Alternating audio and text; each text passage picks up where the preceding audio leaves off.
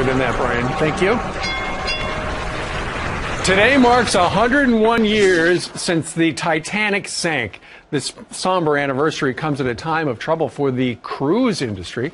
Also today, an Italian court opening a hearing into whether to hand down indictments against the captain and some crew members of the Costa Concordia cruise ship for that 2012 grounding off Tuscany that, of course, killed 32 people. Our next guest says he has some solutions to help calm the rough waters. Joining us right now is the national president of the American Maritime Officers Association, Tom Bethel. Tom, good morning to you. Yes, good morning. Tom, there have been a number of disasters and mishaps out on the high seas, but you say there's an important thing that people need to know, and that is it didn't involve American ships nor American officers, right?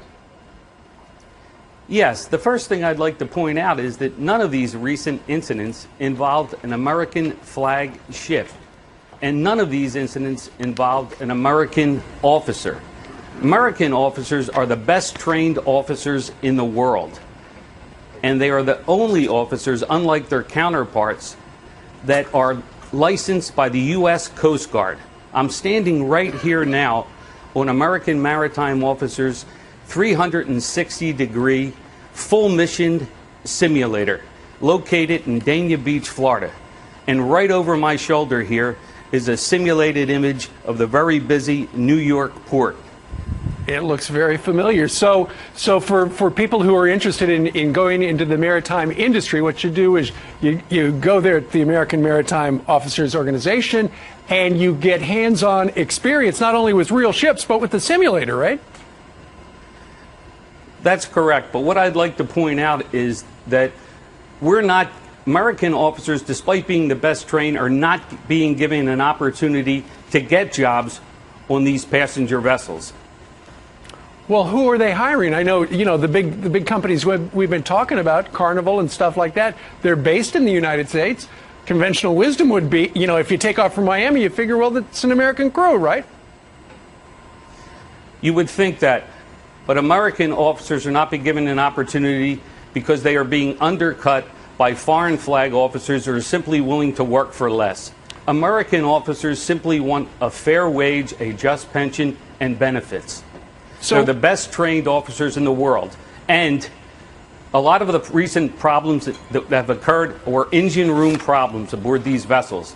They're a result of human error, steering problems, and engine room problems as a result of a worldwide shortage of engineers. AMO has stepped up to the plate to address this problem.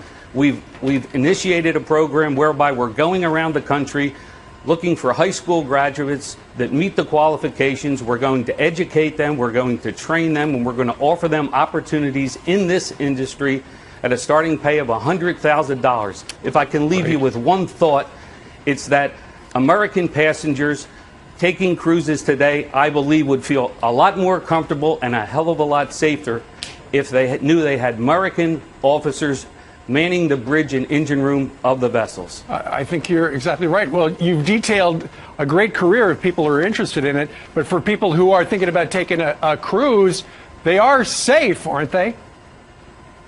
They are safe. These vessels are safe, and for the most part, these vessels are well constructed.